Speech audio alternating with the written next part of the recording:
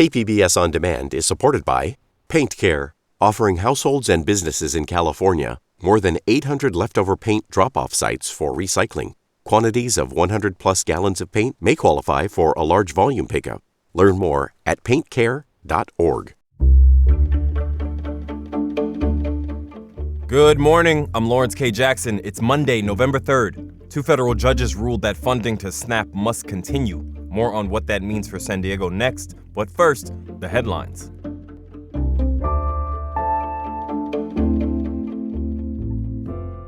A federal judge has dismissed an attempt by Republican Congressman Darrell Issa to challenge California's redistricting effort. Issa represents large portions of East and Northeast San Diego County. The lawsuit filed Wednesday alleged the Proposition 50 redistricting effort is unconstitutional. The complaint had named California Governor Gavin Newsom and California Secretary of State Shirley Weber as defendants. The court ruled that Issa did not have the right to override the will of Prop 50 voters if the ballot measure is successful. California's redistricting proposal was a direct response to similar efforts in Texas aimed at shifting 5 seats to Republicans. A San Diego County teacher is a 2026 California Teacher of the Year. Karina Martinez is a pioneer elementary school kindergarten teacher in Escondido. She is one of 5 awardees named by the California Superintendent of Public Instruction. Martinez will serve as a representative of the state for the calendar year. State Superintendent Tony Thurman praised Martinez for her creativity, passion, and commitment to inspiring students every day. The annual awards are presented by the California Department of Education and supported by the California Teachers of the Year Foundation.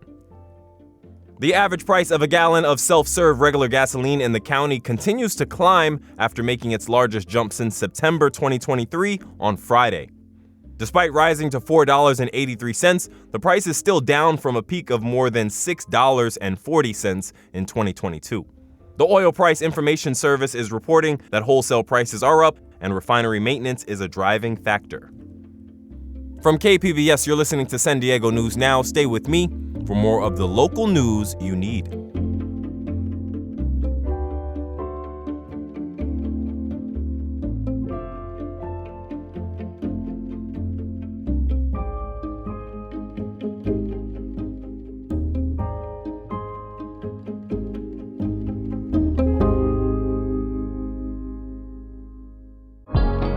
KPBS On Demand is supported by Bill Howe Plumbing, Heating and Air, Restoration and Flood Services.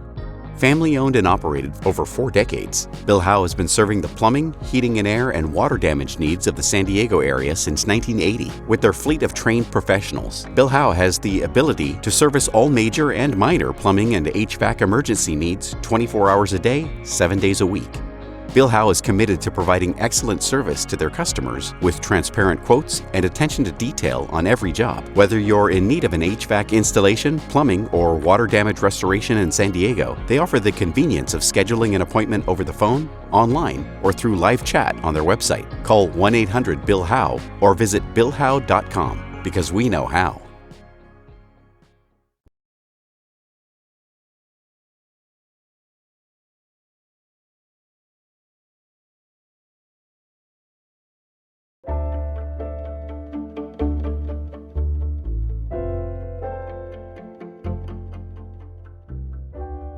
Two federal judges have ordered the Trump administration to continue food assistance amid the government shutdown.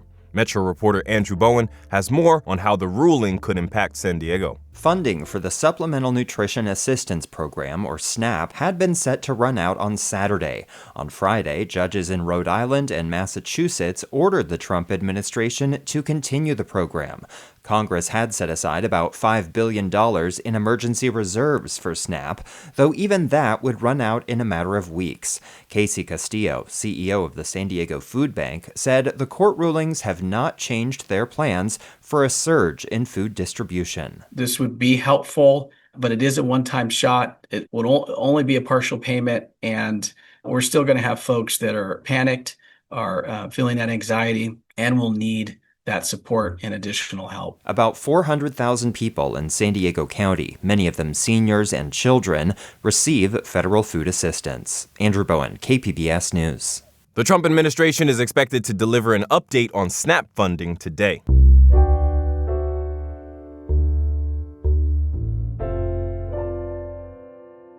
A new fight over short-term rentals is gaining momentum. For our Why It Matters segment, Voice of San Diego CEO Scott Lewis tells us why a new proposal to tax vacation rentals and vacant homes is causing a stir. I got a call recently from a PR executive at Airbnb's corporate headquarters. She said the company plans to spend $15 million to support political candidates in California, including, and a lot, in San Diego. The executive said their goal is to support candidates who, quote, champion home sharing and tourism for the community. She insisted it was not related to the new tax proposal making its way through City Hall. The proposal calls for a tax of up to $5,000 per bedroom per year. So if someone had an empty second home or vacation rental with 4 bedrooms, it could impose a $20,000 a year tax on them.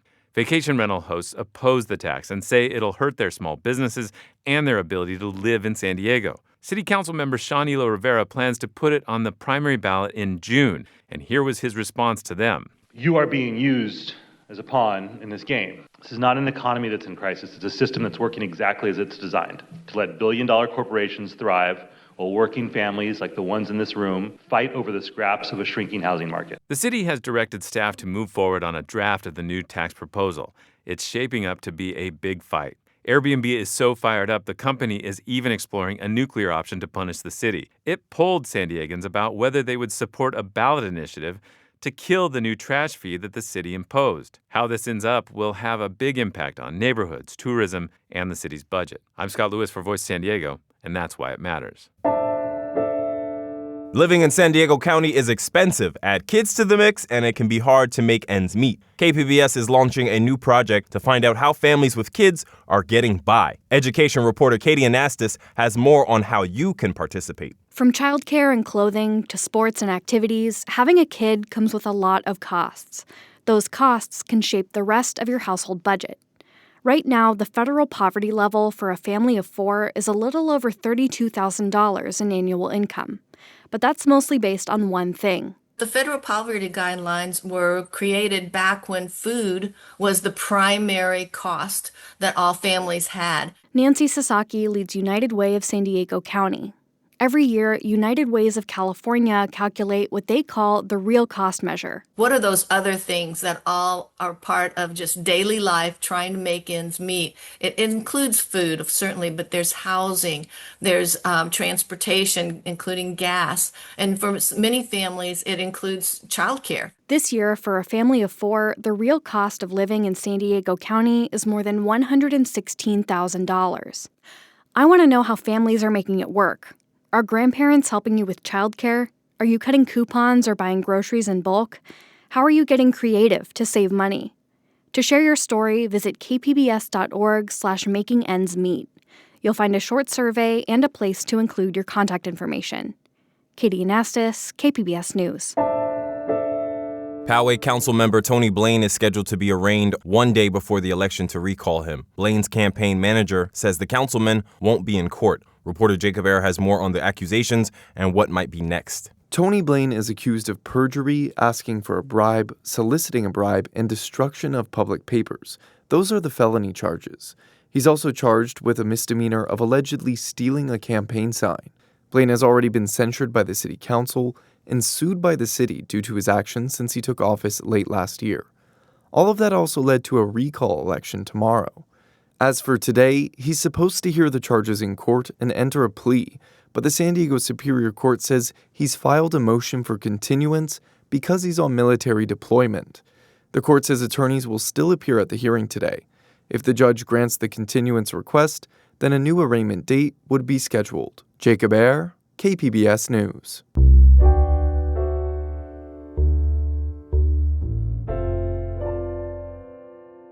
Plans to build cabins for those experiencing homelessness in East County are coming closer to fruition. Reporter Elaine Alfaro says county supervisors have authorized negotiations for the purchase of a Caltrans lot in Lemon Grove. Right now, it's just an empty Caltrans lot on the corner of Troy Street and Sweetwater Road in Lemon Grove. Drivers zoom past, paying little attention to the fenced space. But it could end up being a lot more.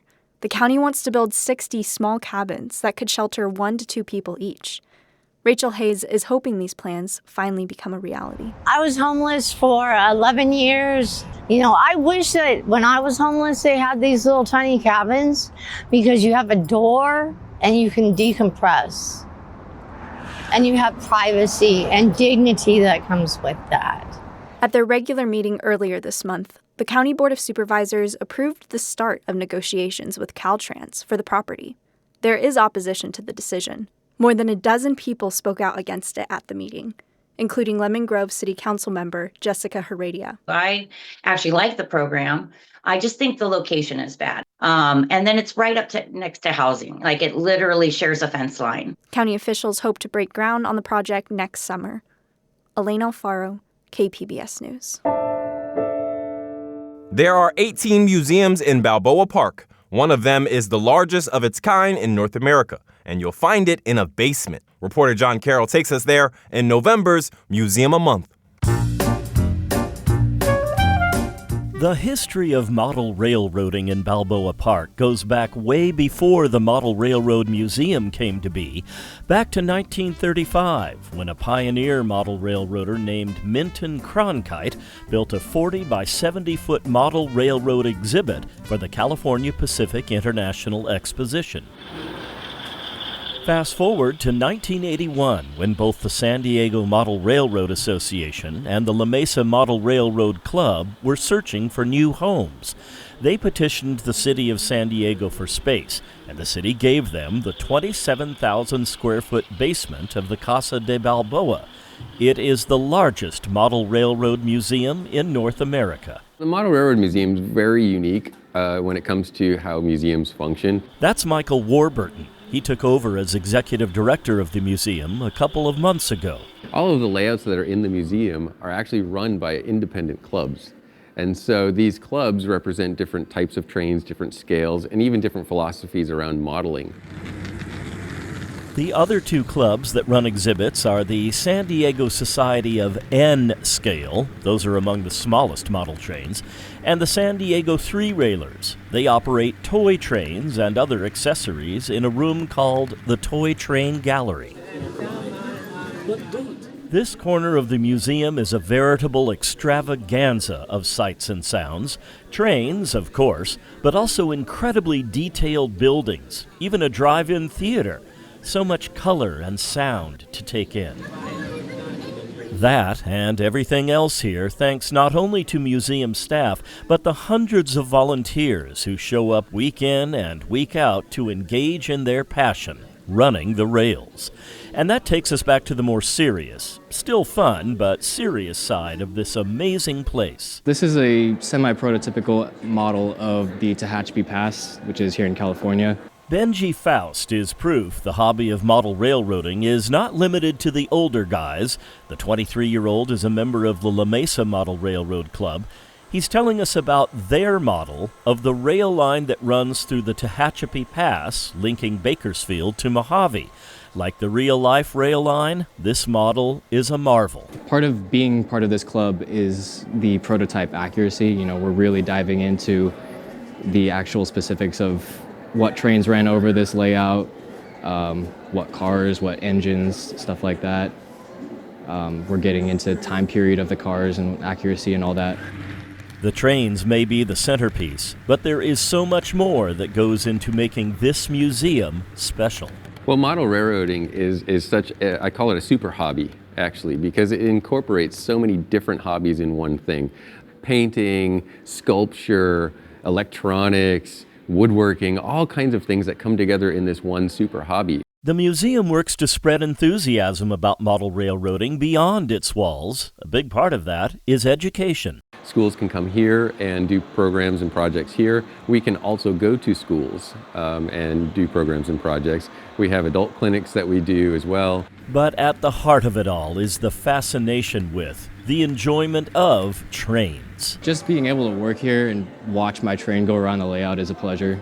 And then there's the joy of watching others watch the trains. The reaction of kids just being so excited to see the trains running and see them running over bridges and things like that. You can't, if we could bottle that excitement, it would be amazing, right? Bottleable, maybe not, but gettable, definitely. All it takes is a visit to the San Diego Model Railroad Museum, where it's all aboard for a trip into a treasure trove of tiny trains. John Carroll, KPBS News. All right, SDNN listeners, today is another installation of the pod Behind the Package. Package is news slang for a news story. The premise for this segment is simple. Identify standout pieces and stories from my colleagues that create or spark impact or any sort of inspiration or sense of feeling. Once per week, I bring in a reporter, anchor, or video journalist for a behind-the-scenes informal chat. Joining me this week is reporter Katie Hyson regarding her package that I invite you to visit on our website under the headline, San Diego's dorm-style housing is disappearing as the need grows. Katie Hyson, what's going on? Not much. How are you? Good. How you doing? Good. I'm loving the energy. Thank you. Listen, I want to talk to you about SROs. They are something that I wasn't fully aware of before your piece. This is for single room occupancy. Mm-hmm. Talk to me about when you first were kind of put on about SROs. Did you always know about them before this piece? I moved here from rural Florida, and I feel like I had heard of motels being renovated to house more people leaving homelessness, but I hadn't heard the term SRO or single room occupancy.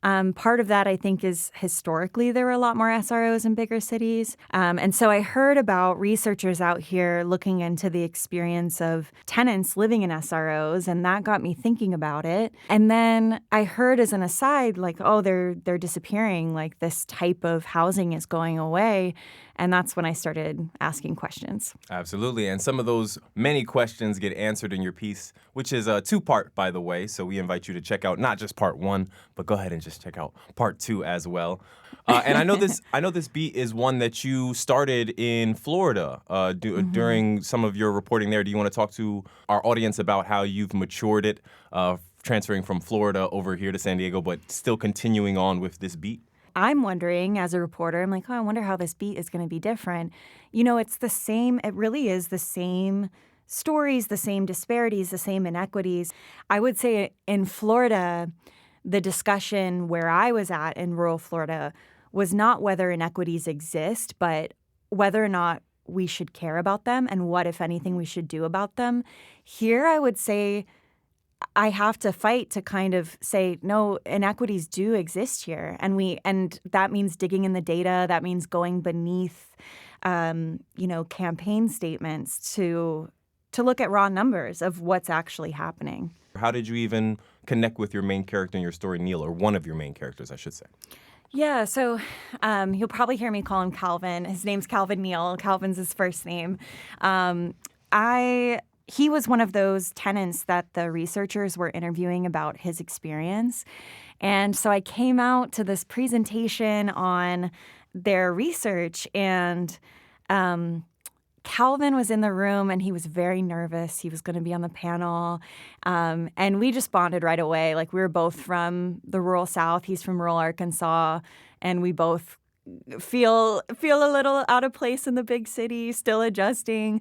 And so I got to talking with him and asked him, and it's a big ask to ask if someone would allow you in with big TV cameras and microphones, allow you into their private space, and get really personal about their life. And Calvin was willing to do that. I think it was important to him for people to understand who lives in SROs, that it's not all the stereotypes that people have, and that this kind of housing can be life-changing for people.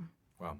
And if I was somebody who maybe was looking to oppose SROs, and I brought up a story like the one where I think some of the tenants of the overnight safe sleeping site parking were suing for conditions, was something like that ever brought up where they say, hey, we got you in a 200-square-foot apartment. Maybe you don't have a shared bathroom. You're not staying at the premier one, but you have housing. You have a roof over your head.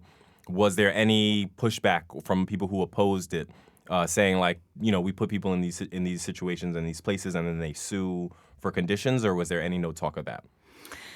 I haven't come across that in the reporting I have done so far. I did have, after the story ran, an SRO manager reach out saying, like, hey, there's actually a lot of difficulties and challenges to running an SRO, and that's part of why there aren't a lot of SROs.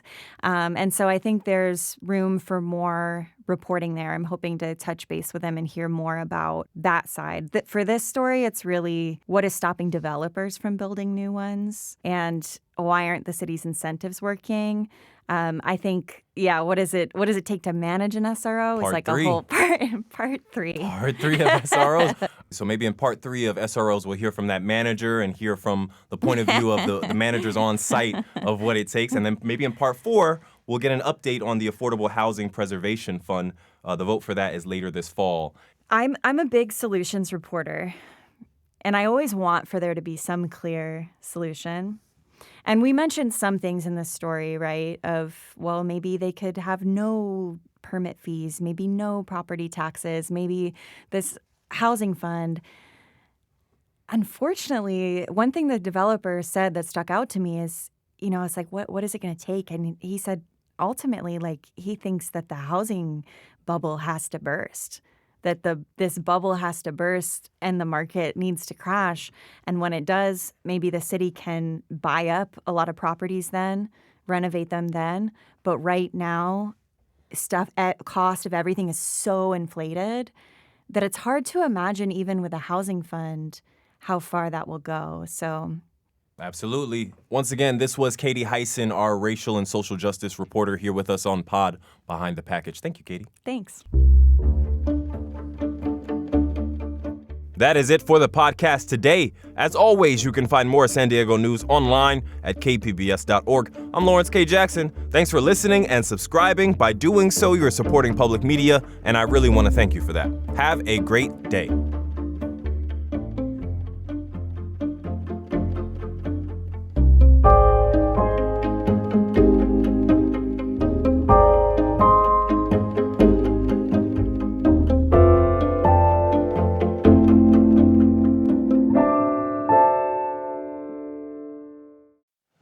Here in Southern California, we know all too well the devastation wildfires can cause. That's why our mission is to stop the next one before it starts. I'm Brian D'Agostino, leader of SDG&E's Wildfire and Climate Science team, and we've built one of the most advanced wildfire prevention programs in the country, with a team of world-class meteorologists using artificial intelligence and real-time weather data, all to help keep our communities safe. We're also building a stronger grid and using public safety power shutoff when necessary, because believe me, I've seen firsthand how unpredictable wildfires can be. But here at SDG&E, we face that uncertainty head on to help keep you safe. Learn more at sdge.com/wildfire safety.